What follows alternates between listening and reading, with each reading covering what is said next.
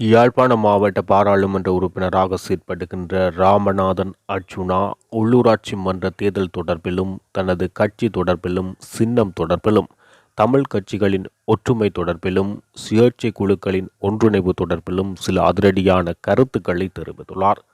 அந்த வகையில் நாங்கள் இவை தொடர்பாக இந்த காணொளியில் பார்க்கின்ற போது முதலாவதாக இந்த தமிழ் தேசிய கட்சிகளினுடைய ஒற்றுமை தொடர்பாக அர்ச்சுனா ராமநாதன் சில விடயங்களை தெரிவிக்கிறார்.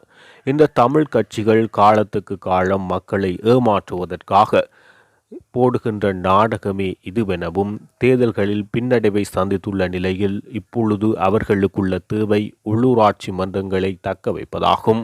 முன்னைய காலங்களில் அவர்களுக்கு போட்டி இல்லை. தற்போது உள்ளூராட்சி மன்றங்களில் நான் நிச்சயமாக அவர்களுக்கு போட்டியாக திகழ்வேன் என்ற கருத்தை இவர் குறிப்பிடுகிறார். எனக்கு முதலமைச்சர் பதவி மேல் ஆசை இல்லை. ஆனால் இவர்கள் 2010 தொடக்கம் முதலமைச்சர் பதவியை பெற்று இந்த மக்களுக்கு என்ன செய்தார்கள்? ஒன்றும் செய்யவில்லை. அதையே மீண்டும் செய்ய போகிறார்கள்.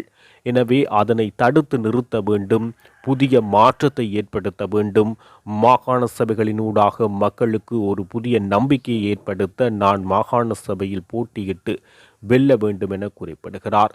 தனக்கு ஆதரவு உண்டு, அதை நான் ஒருபோதும் ஏற்றுக்கொள்ள மாட்டேன். அதாவது ஆதரவு இல்லை என்பதை ஏற்றுக்கொள்ள மாட்டேன். ஏனெனில் நான் தூய்மையாக அரசியல் செய்கின்றேன். வாக்குறுதிகளை வழங்கி அரசியல் செய்பவன் அல்ல என குறிப்பிடுகிறார். தான் தலைவர் எனவும் தன்னுடைய கட்சியினுடைய செயலாளர் கௌசல்யா நரேந்திரன் எனவும் குறிப்பிடுகிறார். ஏனையவர்கள் இணையலாம் என அவர் தற்போது சில அழைப்புகளையும் விடுத்தார். அந்த வகையில் இந்த தமிழ் கட்சியினுடைய பேச்சுவார்த்தை தொடர்பாக பார்க்கின்ற போது அவர்கள் யார் அடுத்த தமிழ் மக்களினுடைய ஏகோபித்த தலைவர் என்ற போட்டியே தற்போது நிலவுகின்றதாகவும் அடுத்த தலைவர் யார், தமிழ் தேசியத்தின் தலைவர் யார் என்ற போட்டி நிகழ்வதாக குறிப்பிடுகிறார். முதல் தமிழ் தேசியத்தின் தலைவர் தான் என குறிப்பிட்ட அவர் பின்னர் அடுத்த ஒரு காணொளியை வெளியிட்டு தமிழ் தேசிய தலைவர் என எவரையும் ஒப்பிட முடியாது, அது தமிழ் மக்களுக்கு தெரியும், அது ஒரே ஒருவர் தான், இதற்கு பின்னரும் இல்லை இனியும் இல்லை என, அதற்கு முன்னரும் இல்லை இனியும் இல்லை என அவர் குறிப்பிட்டார். அப்படி என்றால் நாங்கள் தேசிய தலைவர் என்று குறிப்பிட வேண்டாம், நாங்கள் முதன்மை பிரதிநிதி, தமிழ் மக்களின் முதன்மை பிரதிநிதி யார் என அது நான் தான் என இந்த காணொளியில் அவர் குறிப்பிடுகிறார். கஜேந்திரகுமார் பொன்னம்பலம் முன்னர் பாராளுமன்றத்தில் தமிழ் மக்களின் ஏக பிரதிநிதி தான் என அறிவித்திருந்தார். மாற்று தலைமை தான் என குறிப்பிட்டிருந்தார். இவ்வாறு ஒவ்வொருவரும் தம்முடைய அரசியலை தக்க வைப்பதற்காக இவ்வாறு கருத்துக்களை தெரிவிக்கின்றனர். இந்த நிலையில் அவருடைய கட்சி தொடர்பாகவும் ஒரு சில அறிவிப்புகளை அவர் வெளியிட்டுள்ளார். ஏற்கனவே கட்சி ஆரம்பிக்கப் போவதாகவும் அதில் இணைய ஆர்வம் உள்ளவர்கள் இணையலாம் எனவும் பகிரங்க அறிவிப்பு ஒன்றை வெளியிட்ட அவர் தற்போது அதனுடைய நடைமுறைகளை செயற்படுத்த தொடங்கியுள்ளார். விண்ணப்ப படிவம் ஒன்று சமூக ஊடகங்களின் ஊடாக பரப்பப்படுகிறது. அவருடைய முகப்புத்தகம் மற்றும் யூடியூப்பின் ஊடாகவும் மற்றும் அவருடைய தனிப்பட்ட தொடர் விளக்கத்தின் ஊடாகவும் அந்த விவரங்களை பெற்றுக்கொள்ள முடியும் என அவர் குறிப்பிடுகிறார். அந்த அடிப்படையில் இணைய விரும்பும் நபர்களினுடைய விவரங்கள் மற்றும் அவர்களுடைய கல்வி தகமை என்பன எதிர்பார்க்கப்படுவதாகவும் குறைந்தபட்சம் அவர்கள் ஆங்கிலத்தில் ஒரு விண்ணப்ப படிவத்தினை வாசிக்கக்கூடியவர்களாக இருக்க வேண்டும் என குறிப்பிடுகிறார்.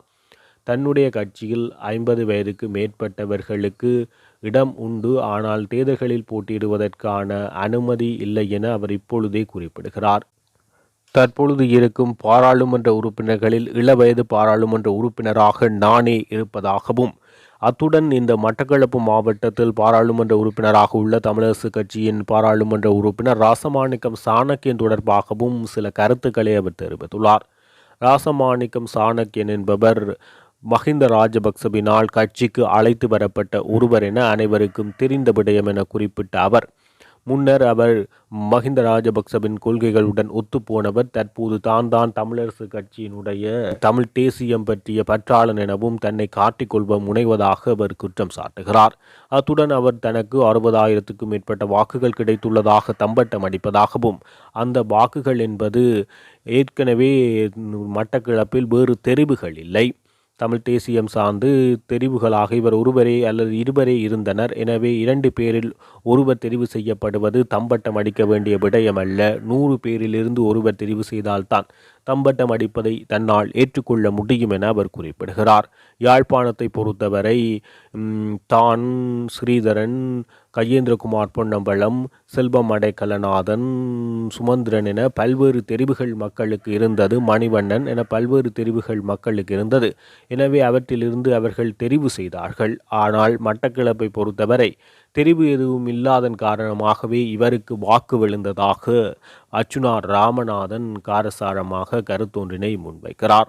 அத்துடன் தானே இந்த கட்சியினுடைய எதிர்வரும் உள்ளூராட்சி மன்ற தேர்தலில் ஊசி சின்னத்தில் போட்டியிடுவதற்கான ஏற்பாடுகள் இடம்பெறுகின்றது எனவும் அதுக்கான முன்னாய்த்த நடவடிக்கைகள், அதை தக்க வைப்பதற்கான நடவடிக்கைகளை தாம் தற்போது மேற்கொண்டு வருவதாகவும் 90% அது பலனளித்துள்ளதாகவும் இறுதி முடிவு தேர்தல் ஆணைக்குழுவே எடுக்கும் எனவும், ஆனால் நிச்சயமாக உள்ளூராட்சி மன்ற தேர்தல் சின்னங்களில் ஊசி ஒதுக்கப்படும். அந்த ஊசியை எவரும் பெற்றுக்கொள்ள விரும்ப மாட்டார்கள் என நான் நினைப்பதாகவும், ஆனால் வேண்டுமென்றே என்னை யாழ்ப்பாணத்தில் பின்னடிக்க வைப்பதற்காக அல்லது என்னுடைய செல்வாக்கை குறைப்பதற்காக சதிகள் இடம்பெறலாம் என குறிப்பிடுகிறார். எல்லாவற்றுக்கும் நான் தயார் எனவும், நானே கட்சியின் தலைவர் செயலாளராக கௌசல்யா இருப்பார் என இப்பொழுதே தெரிவிக்கின்றார்.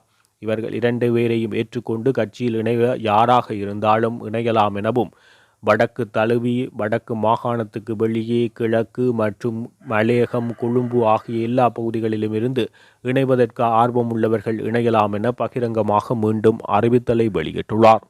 தமிழரசு கட்சியை பொறுத்தவரை உட்கட்சி மோதல் உச்ச நிலையில் உள்ளது அனைவருக்கும் தெரிந்த விடயம். ஏற்கனவே இடம்பெற்ற மத்திய செயற்குழு கூட்டத்தில் கட்சியினுடைய முடிவுகளுக்கு எதிராக செயற்பட்டவர்கள், கட்சிக்கு அபகீர்த்தியை ஏற்படுத்தியவர்களுக்கு எதிராக ஒழுக்காற்று நடவடிக்கை மற்றும் பல்வேறு இதர நடவடிக்கைகள் மேற்கொள்ளப்பட உள்ளதாக ஏற்கனவே கட்சி தீர்மானித்திருந்தது. இந்த நிலையில் கட்சியினுடைய செயலாளர் பாராளுமன்ற உறுப்பினர் சத்தியலிங்கம் திடீரென ஒரு அறிவிப்பை வெளியிட்டு பரபரப்பை ஏற்படுத்தியுள்ளார். அந்த வகையில் இலங்கை தமிழரசு கட்சியைச் சேர்ந்த 28 பேருக்கு எதிராக ஒழுக்காற்று நடவடிக்கைகள் நிறைவடைந்துள்ளதாக அவர் தெரிவித்துள்ளார். 3 மாவட்டங்களுக்கான பெயர்பட்டியல் வெளியிடப்பட்டுள்ளதாகவும் 5 மாவட்டங்களுக்கான பெயர்பட்டியல் இன்னும் வெளியிடப்பட உள்ளதாகவும் அவர் இதன்போது தெரிவித்துள்ளார்.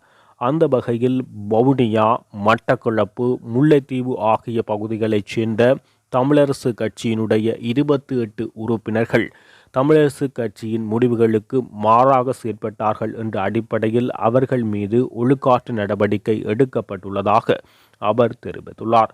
அந்த வகையில் பாராளுமன்ற தேர்தலின் போதும் ஜனாதிபதி தேர்தலின் போதும் கட்சியினுடைய முடிவுகளுக்கு எதிராக செயற்பட்டவர்களுடைய ஆதாரங்கள் திரட்டப்பட்டு அந்த முன்வைக்கப்படும் குற்றச்சாட்டுக்கு அமைவாக ஒழுக்காற்று நடவடிக்கைகள் எடுக்கப்பட்டு வருவதாக குறிப்பிடப்பட்டது. அந்த அடிப்படையில் வைத்திய சிவமோகன் கட்சியிலிருந்து இடைநிறுத்தப்பட்டுள்ளார். அரிய நேத்திரன் கட்சியிலிருந்து நீக்கப்பட்டுள்ளார். KV தவராசா, மிதிலை செல்வி ஆகியோர் தாமாகவே கட்சியிலிருந்து நீங்குவதாக தெரிவித்துள்ளதாக கட்சியின் செயலாளர் சத்தியலிங்கம் அறிவித்துள்ளார். இந்த தீர்மானங்களுக்கும் எதிராக கட்சிக்கு எதிராக செயற்பட்டவர்கள் தொடர்பில் ஒழுக்காற்று நடவடிக்கைகள் எடுக்கும் விதமாக மாவட்ட கிளைகளின் ஊடாக அவ்விதமாக செயற்பட்டவர்கள் தொடர்பில் வர்த்தமானி உள்ளிட்ட ஆதாரங்கள் திரட்டப்பட்டு இந்த ஒழுக்காற்று நடவடிக்கைகளுடன் இணைக்கப்பட்டுள்ளதாக செயலாளர் சத்தியலிங்கம் சுட்டிக்காட்டியுள்ளார். அந்த வகையில் இந்த 28 பேரில் மட்டக்களப்பு மாவட்டத்தைச் சேர்ந்த 14 பேர், முல்லைத்தீவு மாவட்டத்தைச் சேர்ந்த 12 பேர், வவுனியா மாவட்டத்தைச் சேர்ந்த 2 உள்ளடங்களாக 28 பேருக்கு எதிராக ஒழுக்காற்று நடவடிக்கை எடுக்கப்பட்டுள்ளது. திருகோணமலை, அம்பாறை, யாழ்ப்பாணம், கிளிநொச்சி, மன்னார் ஆகிய 5 மாவட்டங்களின் பட்டியல்கள் இன்னமும் கிடைக்கப்படவில்லை எனவும், கிடைக்க பெற்றதுடன் அவர்களுடைய பெயர்களும் அறிவிக்கப்படும் என கட்சியினுடைய செயலாளர் சத்தியலிங்கம் அதிரடியாக தெரிவித்துள்ளார். ஏற்கனவே கட்சியினுடைய உட்கட்சி மோதல் உக்கிரமடைந்துள்ள நிலையில் இந்த ஒழுக்காற்று நடவடிக்கைகள் மேலும் கட்சியை பிளவுபடுத்தும் என்பது ஐயமில்லை.